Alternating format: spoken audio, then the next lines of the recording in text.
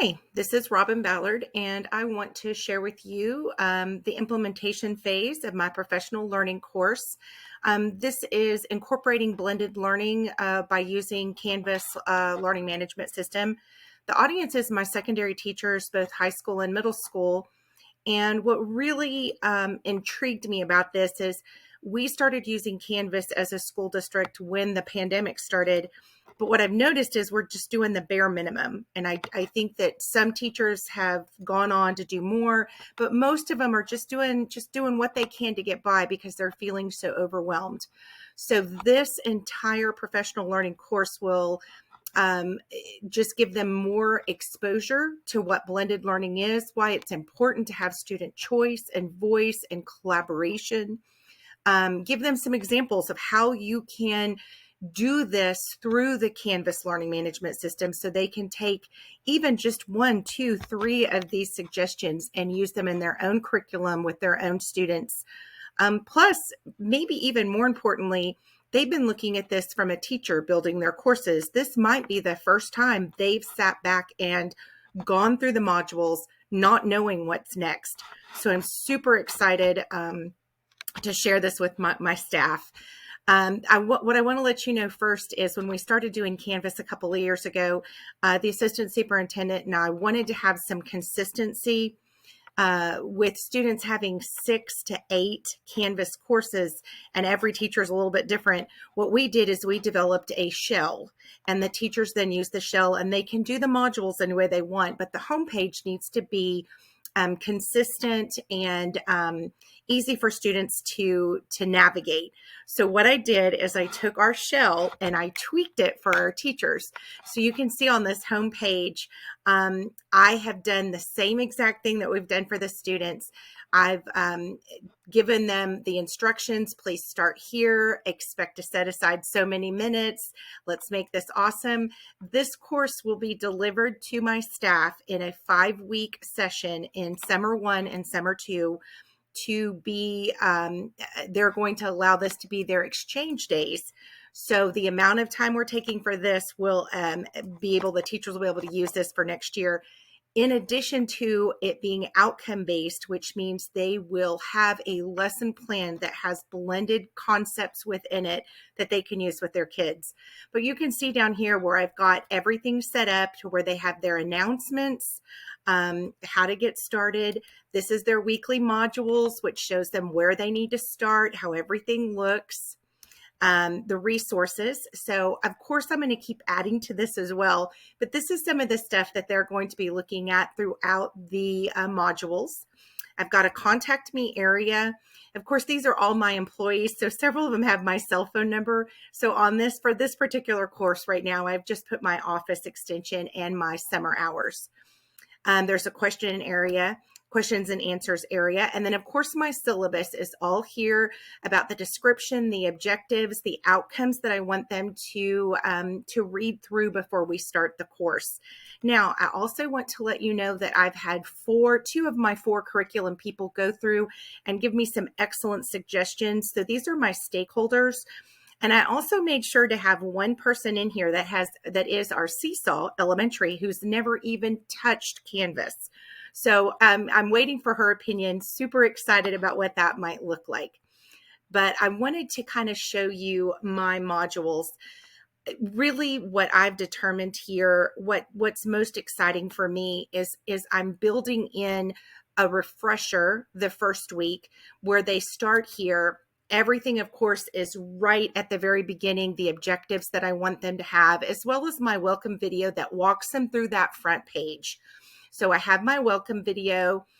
Here is my, I'm going to move my picture over for you. Here's what the actual objectives are for this first week. I've given my learners the ability to kind of have a discussion board, that introduction to each other. Most of our high school and middle school people might know the names of somebody else, but this is going to be a great way to just get started, to introduce themselves. I want to give them as much freedom as possible to express their fears and their excitement. This is where I'm going to have them do a mindset. This is the classroom mindset quiz. It's really cool. The mindset quiz will walk them through some questions about how they feel their classroom looks, what their mindset is, and what opportunities they give them for that. And then I've also pointed them towards different ways to submit their information. So this is with a Google form. Going through this next, why does it matter? And then I've put in some videos and put in a Flipgrid link to where they have to go into Flipgrid and answer the questions of why it's important. I've also built in the next couple of sections what blended learning is and what it isn't. Now, our curriculum and instruction department have been focusing on this year and will continue next year. So staff have the support of their instructional coaches, our technology integration specialist. I just kind of wanted this first one to get their brains and their juices flowing so they could see and remember and be reminded of why blended learning is so important. So I've given them a few videos to kind of look at. They're very short.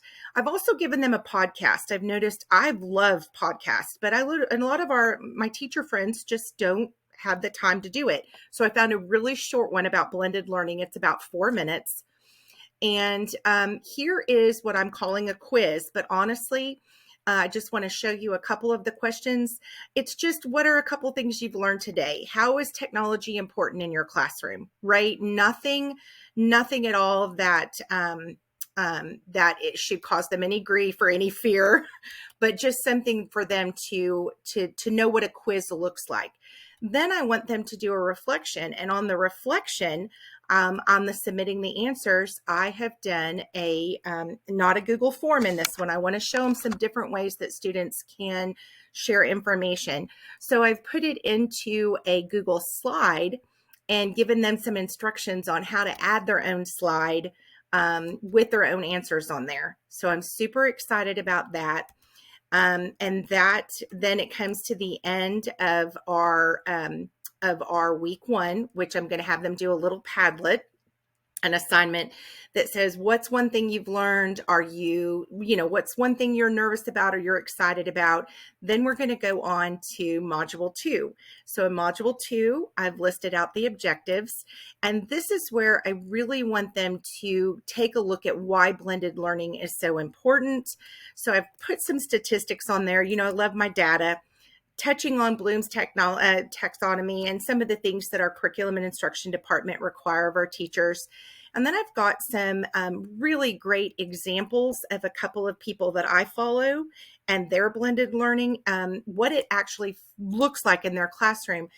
And then I wanted to give our learners a chance to kind of click on what they want to see. So within each of these, it has examples by subject, because we have some high school teachers that teach in a special ed room where their kids are truly lower. So I wanted them to have the ability to select some choices that might actually come, would appeal to them and what they do. So we have another discussion post in every single module. I want them to talk with each other, share with each other. And then after the discussion, I want them to find a video of a great blended lesson to share. And this is what's super fun is I've given them some suggestions, but I've not limited them. They can record themselves. They can do anything. And then I've pointed them towards a Wakelet collection. So we'll have something to keep forever and ever, which is how Canvas and blended learning, how we can go deeper with Canvas. So I love the fact that we'll have something tangible to share.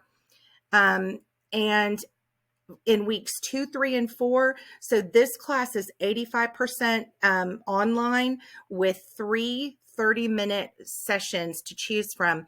And I want to let them choose, do you want to do it in person or do you want to do Zoom? So for each one of those weeks, they only have to select one of those times. I want to give them as much choice as possible. Again, I'm still tweaking this, still waiting on some of my friends to weigh in on what we can do.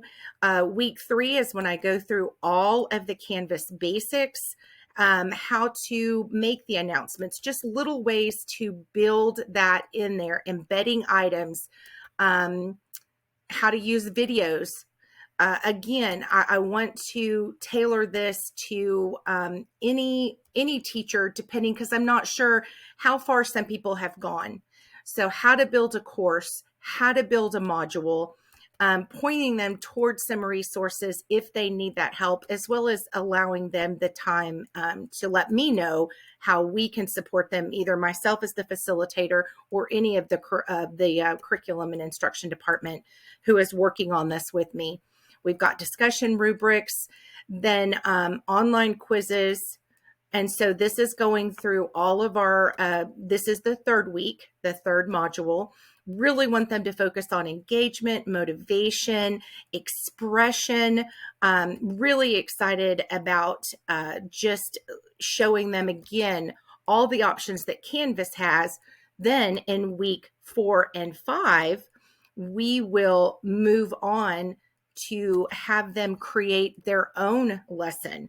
The objectives for this one is where they will create their own lesson plan, take a lesson they have already and incorporate some opportunities for blended learning into what they've done. And again, I've done Google Forms. This is that one I showed on the original video. It's kind of to help them hone in on all the things they need to focus on when they're creating their lesson with the blended aspects in it. Do the kids have the ability to be creative? Is it the inquiry-based approach? Do they have the opportunity to make their own lessons, their own choices? So super excited about that. And then in the last week, we will be taking all of our lessons and sharing them. This is the last week, the last objective, and we will have a lesson plan bank that will be saved in the Commons area so that if we ever need to go back and look, and we're going to have everybody kind of look and comment and have some collaboration. And of course, at the very end, they will be doing a reflection with an aha moment. I'm giving them the option of doing, a video or a response. And then I'm going to have a survey as well. I love Jamboard. I used to think, now I think this will be great exposure for how to use the Jamboard program. But anyway, I am still working on the course completion. I've got the online survey and completion forms, and tweaking things along the way as I'm hearing from my wonderful team. But I'm so excited. I hope you like that as much as I do. So thank you so much.